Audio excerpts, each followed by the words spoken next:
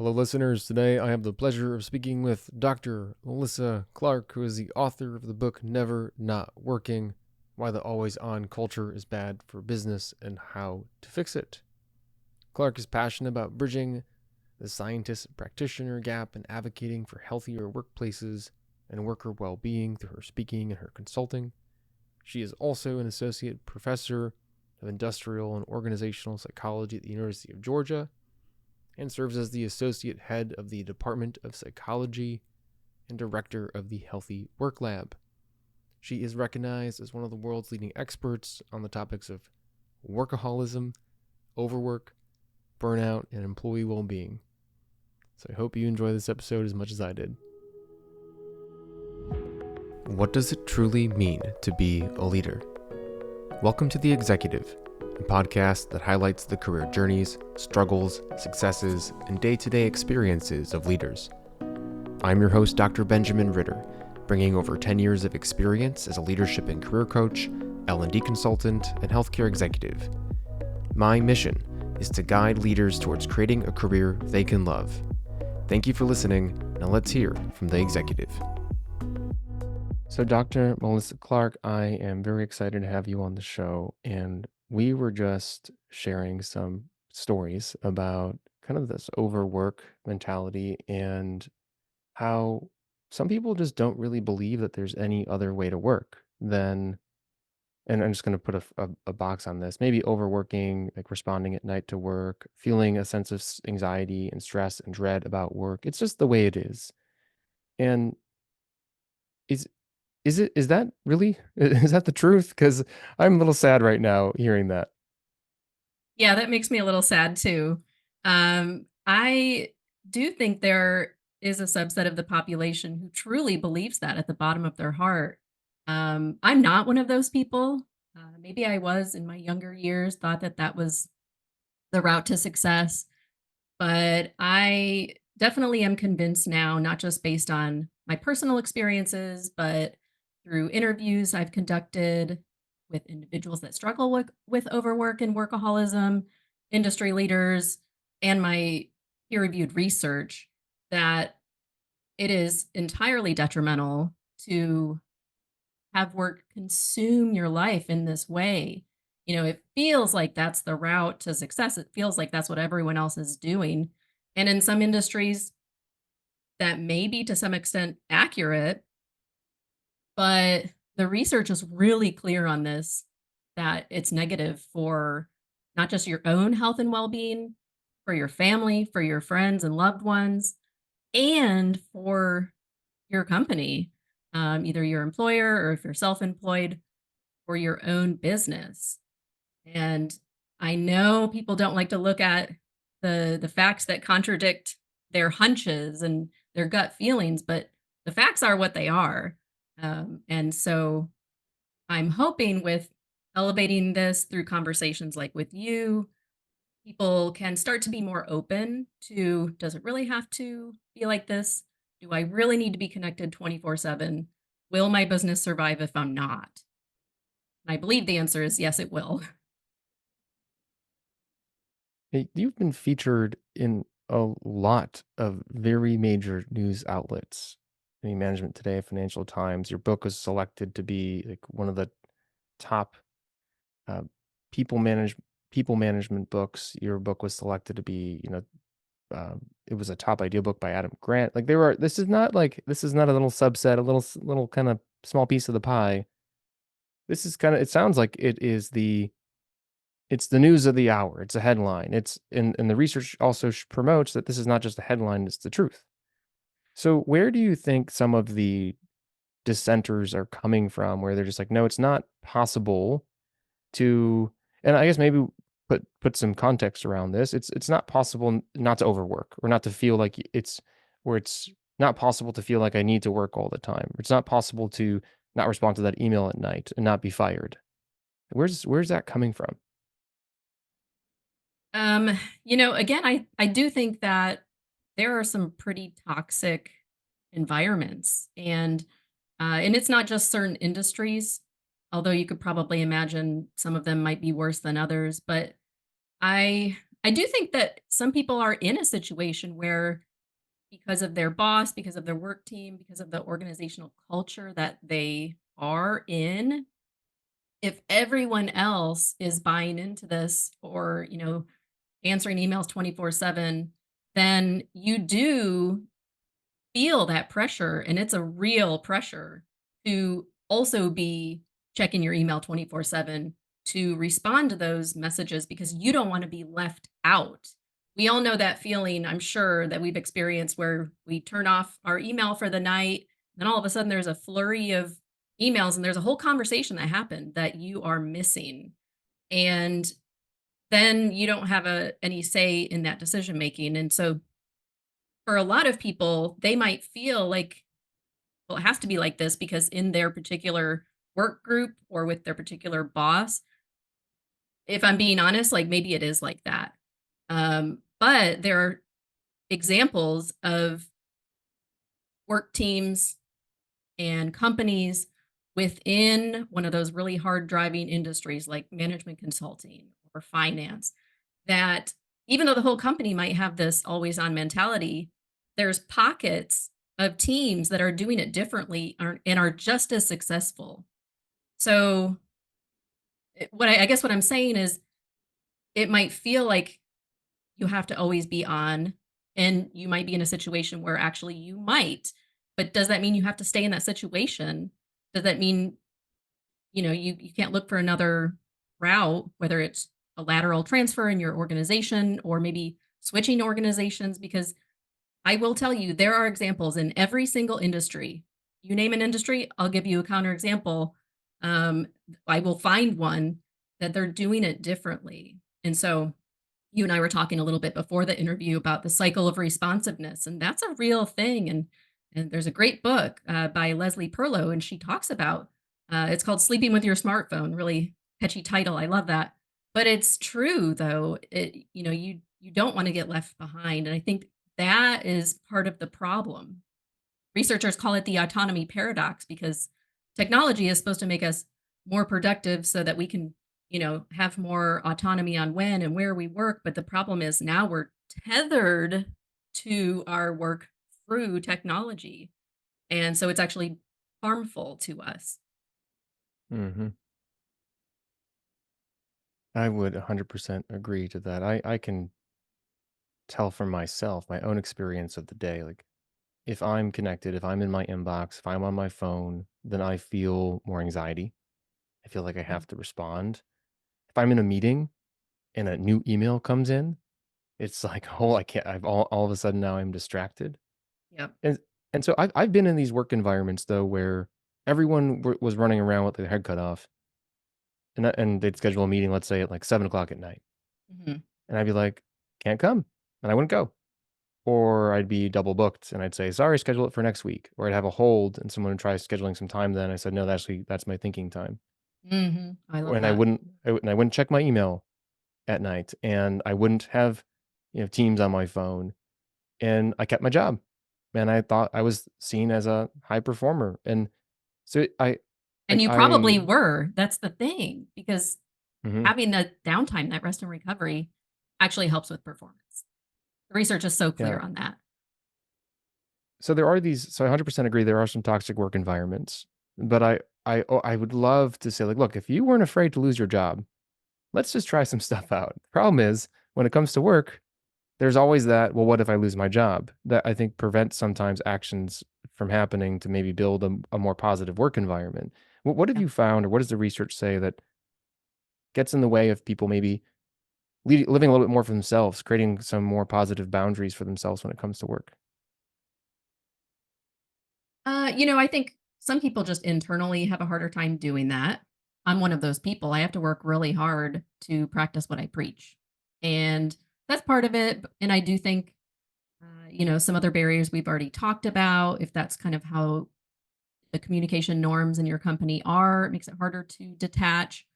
And yeah, like you said, there might be this fear of losing your job or being perceived as a poor performer. So it's multifaceted, and I'll go one step broader and talk about just society and societal, you know, pressure of being the quote unquote ideal worker. We have this image in our mind of, well, the ideal worker, the one who's going to, be the best performer is the one who prioritizes work over everything else. And, I was really struck by a conversation I had the other day. A leader had said, I just feel like I'm giving everything I have to my work, that when I come home, it's like I have no mental or physical energy. I'm just completely drained. And it's unfortunate because the most important thing to me is my family. And they're basically getting scraps of, my energy. And it just struck me as it's so sad. Like, why are we doing this? What is the point? I really, really value my family, time with my kids. They're both in high school now, so I have precious little time, right? My daughter's going to be a senior. And so I'm really trying to actively prioritize and set those boundaries. And again, it can be really hard if the organization or the leader constantly is violating those boundaries, but all you can do is set clear boundaries with communicating, here's what I am and am not available. And you know, if it's an environment where you're communicating those things and your boss and your team are just they don't care, then I do think you have to reflect and say what's really important to me, what is aligned with my values. I don't want to look back on my deathbed and be like, I wish I wouldn't have spent all this time working. I want to be happy with the decisions that I make. So I know it takes a lot of courage, but um, I just encourage people to think about what really do they want in their lives, their entire lives that would make them fulfilled and happy. And I remember reading from your book, kind of that awareness and that visualization is almost that first step to say, what type of life do you want?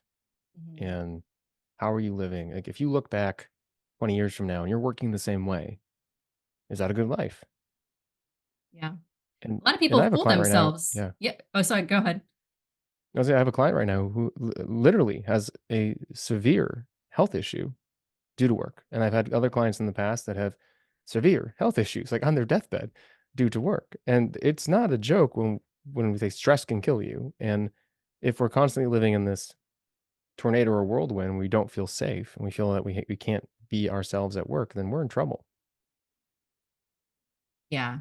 I mean, every single person I interviewed for my book that was struggling with workaholism or working toward recovery, I'm not kidding. Every single one of them had some sort of health concern. Either, some had multiple heart attacks, but there were, a whole host of um, health issues that everyone had across the board. Like you said, stress is so detrimental and it can affect us in so many different ways.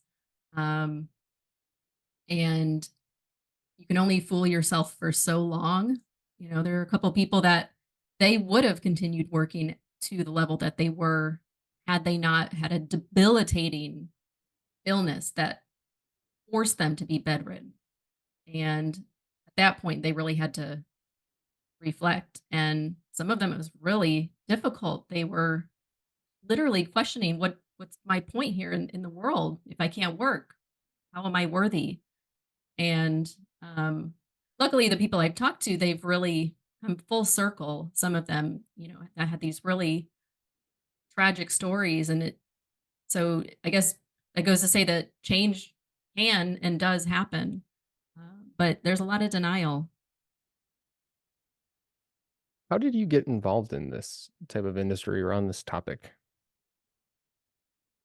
That's a great question. I do have that kind of personality where it is difficult for me to not be going all the time. And this goes back to even childhood. I can remember always involved in all the clubs, especially high school that ramped up big time. Not only did I have above a 4.0, I was in multiple sports, tons of clubs. I was on the school board, student council. I was a big sister with a big big brothers, big sisters. I had 2 jobs, and then it just continued on through college and into my, uh, work career before I went into academia. And so I've just really kind of struggled with this personally. And then when I got into academia, I realized that this had a name, and researchers have studied it under the term workaholism, work addiction, and I really resonated with that. And so I've been studying it ever since graduate school. So writing the book was really such a great experience for me because I could combine the research that I had been doing over the last 15 years with personal stories. And so I interviewed, dozens and dozens of people from Workaholics Anonymous, over 50 spouses of workaholics, and then many industry leaders, some of them really big ones, that I just got so many great stories and perspectives. And it really was clear to me that this is still such a huge problem, even as I think organizations are at least saying they're paying more attention to employee well being and mental health. Even in this period where I feel like there's some progress, I still feel like there's an enormous amount of uh, individuals that think it still needs to be this way. It still needs to be, let's work 24/7, and that's the only route to success. And as your example showed, when you said, you were still a good performer, it's absolutely true. There's research showing that managers can't even tell the difference if I'm being honest. Someone that actually works 80 hours a week and someone who works 40 and pretends to work 80, there's data showing that managers cannot tell the difference. And so we're kind of tricking ourselves to believe that we need to put in those 80-hour work weeks to be producing more, or the best employee, whatever that means. I'd like to think the best employee is someone who knows how to work efficiently and has a well-rounded life, has interests outside of work, because we know that actually impacts all the ideas we bring into work with creativity and innovation. So, to me, those are the workers that are the ideal workers. That's what we should aspire to, not the one who is the first in and last out. We're still stuck in that for whatever reason, even though we have all the technology and the tools to make it so we actually don't need to work so many hours per week. Absolutely, like very much drawn to this topic because I was this like underutilized but kind of overworking, but kind of workaholic, but not for my main job, but for like 6 jobs. Yeah. Oh, I can And resonate uh, with that. Yeah. and the I remember like listening to that speech. Maybe you know who says it, but it's like, oh, with the rate of productivity increasing, we should never have to work in the future. Like we're going to work 2 hours a week, and because we have all these tools. And the problem is our gauge of what is productive is increased dramatically. And I know too many leaders that don't set expectations for their employees, or the employees don't know how to set expectations for themselves. And so work never is finished. That's just the definition. There's always going to be work to do. So if we don't have those boundaries and we're just going to keep working, what have you found that works for you in creating that kind of positive work environment? Yeah, that's a great question. There's so many different things that uh, could be helpful. What I've personally done with my work team, which, so in academia, that's my graduate students and the undergraduates in my lab, but I'm speaking mainly to the about the graduate students because there is this idea that grad students work 24/7, and a lot of them do. And so as a leader, I think it's very important to model those behaviors. So when I do take vacation, leading up to that vacation, I make it very clear that I'm going to stop checking emails and I will not respond between this date and this date. And I will hold to that. Um, and or unless there's like a true emergency, which there rarely is a true emergency. So setting those boundaries, role modeling, and changing the communication patterns, I think, is really important. We all have all these tools that ping us right away, whether it's Slack or Teams or whatnot. And that can really spiral out of control, as we talked about. And so in my work team, I'll set hours where it's very clear that there's not going to be a conversation you're going to be missing out on, because we don't do that between, the hours of 7 p.m. and 7 a.m., and so I think that helps. And so those are some of the main things, but I think, with conversations with people in industry, I think just trying to spread the word about like different kinds of ways we can detach from work. And it's not always about just unplugging, although that's pretty important, to not be checking your phone 24/7 and maybe take an email off your phone, that kind of thing. But other things that people don't think about, for example, because I have a hard time detaching and I like to always be doing something, I really have a hard time with meditation and just sitting and relaxing. I'm trying to work on it, but it's just not easy for me because I feel like I'm wasting time. It's like I need to be doing something. So I engage in what's called a mastery experience. So Sabine Sonnentag, she's a big recovery researcher, and she has some great studies, and people have replicated this over and over, that if you engage in a mastery experience when you're not working, and this is anything that challenges you that is not work related, be learning a new language or new instrument or honing your baking skills or whatever it is that takes your focus and takes it away from work. So you're psychologically detaching, but you're also still moving, you're still doing something if that's what's important to you. And that has been shown to lead to more engagement the next day, better sleep that night. And so lots of positive outcomes. And it's even more effective for people that are high in work engagement, high in workaholism. So that's one strategy, for example, that I think just sharing how um, impactful that can be. And it's not a really huge change, right? It's kind of adding something to your plate, but it's something that's actually really good for us. Or thinking about those things that maybe we're already doing in this new light. Like, actually, it is okay that I'm going to be at the tennis courts for an hour and a half practicing my tennis because this is my master experience. This is what is helping me be a better worker and a better person. And health wise, it's helping too. So those are some of the things that I can think of that are helpful, not just with my team, but also like just broadly for myself. Hmm.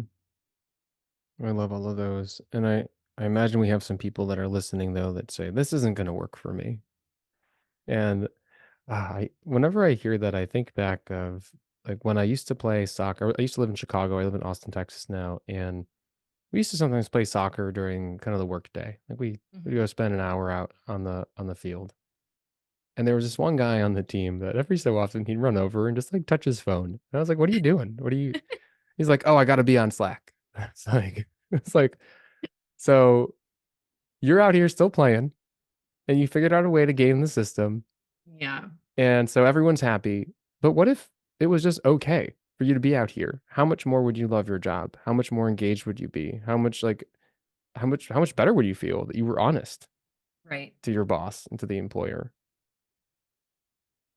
Yeah, I mean, I completely agree. And there's other tricks that people will do. If they have a smartwatch, that's a big one.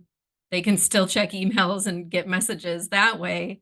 It is kind of cheating, if you will. And you're not going to have the full benefit of actually fully immersing into something. And I love that you did soccer. I'm also big, I used to play soccer in high school and did some as an adult on a co-ed team for many years until I, got too many injuries and said, all right, I guess I can't do that anymore.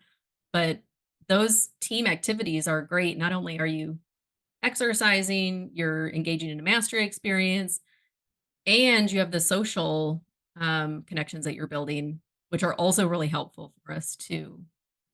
So I know there's people that they think they absolutely can't, but Um, it's absolutely possible, and I'll go back to the research. There's research that shows, and the study I'm thinking of, it was a efforts by some researchers at BCG, Boston Consulting Group, that over the course of um, over a year, maybe a couple of years, they made some interventions where they basically implemented one night a week off for each of the team members, and they rotated that around. And everyone was skeptical. Nobody liked it. They thought this won't work. Our clients will be unhappy. But then as the intervention went on, so these are people that are very, very skeptical that this cannot happen, right? Kind of like your friend with the soccer game. But at the end, almost everyone admitted, wow, I actually really like this and I want to continue doing it. And so I guess I would just keep on pushing those individuals to just try it. Just do a trial. Have a set endpoint. Say, I will do it until, I'll try it for the next 2 weeks.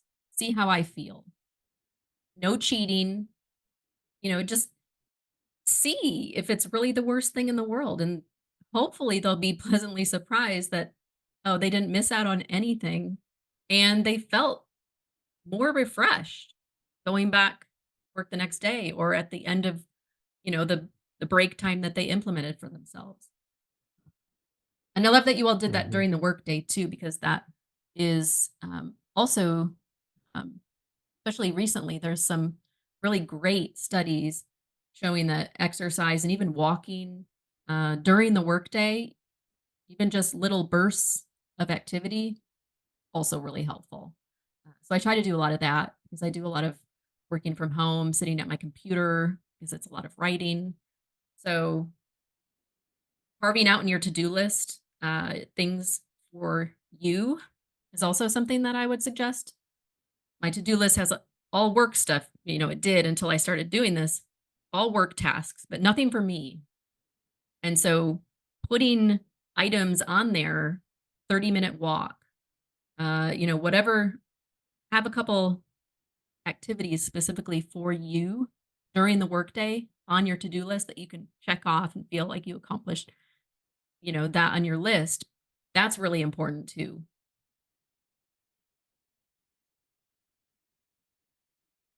The workday doesn't have to be all about work.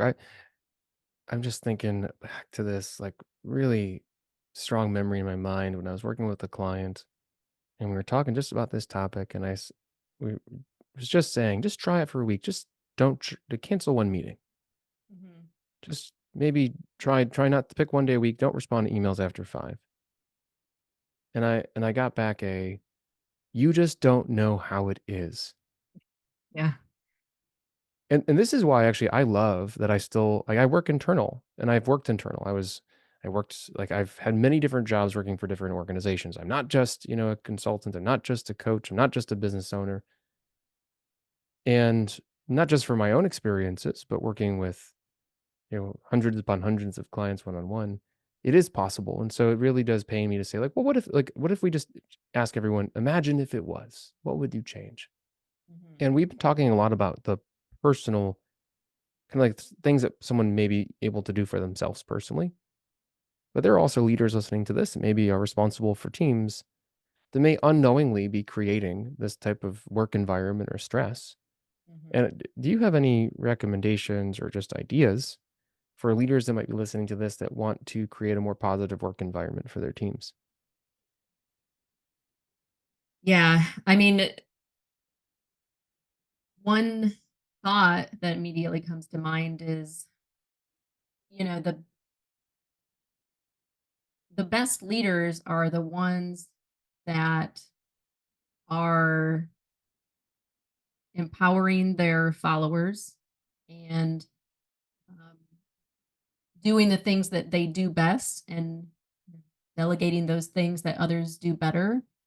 I'm specifically thinking about some of my conversations with a man named Gabe. He appears in my book quite a bit because his story is just so fascinating. And he is a business owner, and he realized that the way he was leading, as a workaholic, as someone who felt like you had to always be going, he realized he was just leading in this chaotic manner, and everything was a crisis, and everything required immediate attention. Constantly emailing people after hours, and what it was doing was stressing everyone out on his team. And I think he called himself the big fear machine, was exactly how he referred to himself. And so if you think about, is that a good leadership style? Well, absolutely not, right? So over time, he was able to um, recognize how his thoughts and behaviors were affecting everyone else negatively, started delegating more and focusing on what he was really good at, which was actually, strategic planning, big picture stuff. And that is all really what you want for a successful business, is to be forward thinking, not backward thinking, to be thoughtful, not in panic mode. And so I think that if you really self reflect on what is your management style, and are you inadvertently kind of creating this environment that, while you feel like everything's, is at a fast pace and you're accomplishing all these things, and so it's all great, is that actually best for your vision of where you want your company to be in 10 years? And are there things you can do to actually, you know, take a step back and be more strategic and be more planful, allowing everyone to step out of that crisis mode, because no one thinks best when they're constantly in a panic, right? So not only is it helping you, it's helping everyone around you, but it's helping your business. They're great insights.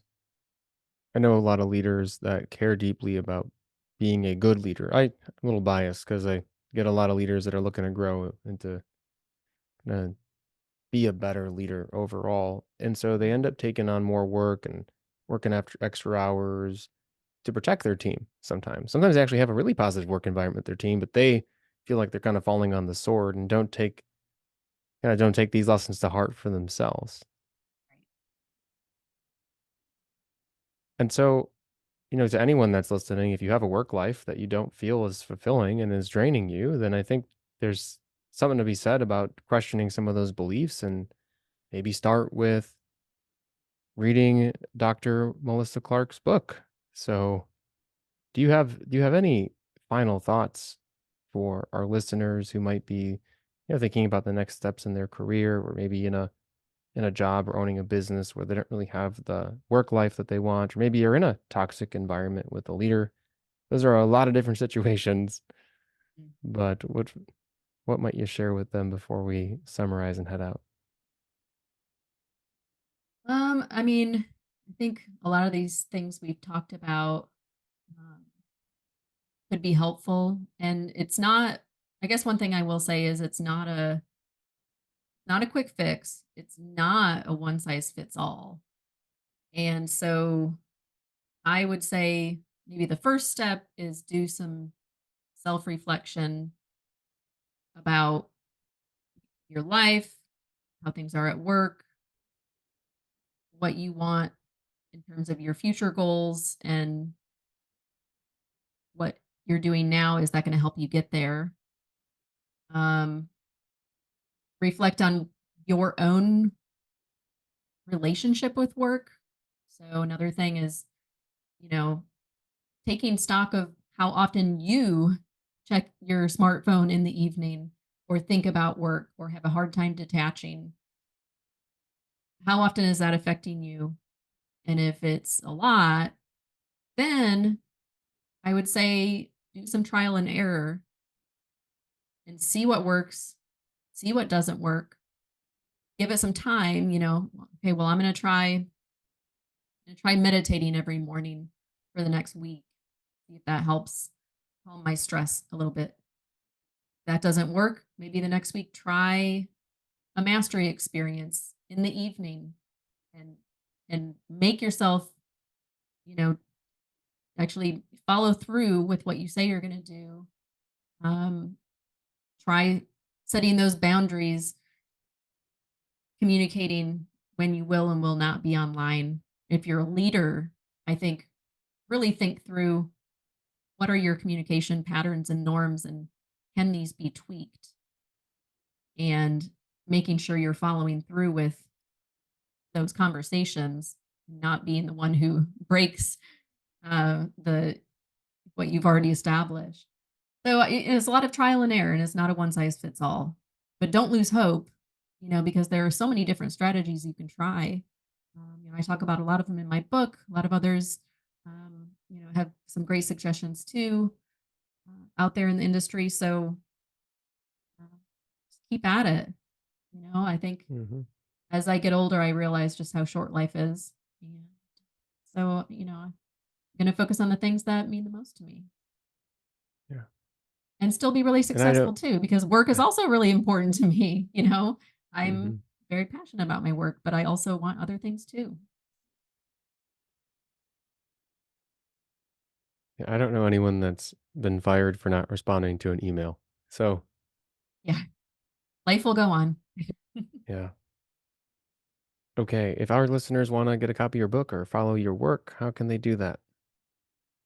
Yeah, follow me on LinkedIn, connect with me. I would love to get to know your listeners. They could go to my website. It's Melissa spelled with an A, Clark.com. And my book, you can get that anywhere books are sold. So be sure to check it out and let me know what you think. Awesome. Thank you for your time. I'm not sure. Dr. Melissa Clark. I just want to say the full name, Dr. Melissa Clark, and your insight. And I hope, if anything, that we've inspired someone but to reflect a little bit more on the life that they want for their work, or maybe a leader to reflect on how they want to lead and hopefully improve the world of work. Thank you for listening to the Executive Podcast, where we explore what it truly means to be a leader. If you've taken one thing away, make sure to subscribe, share, and most importantly, leave a review. Thanks again, everyone, and see you next time.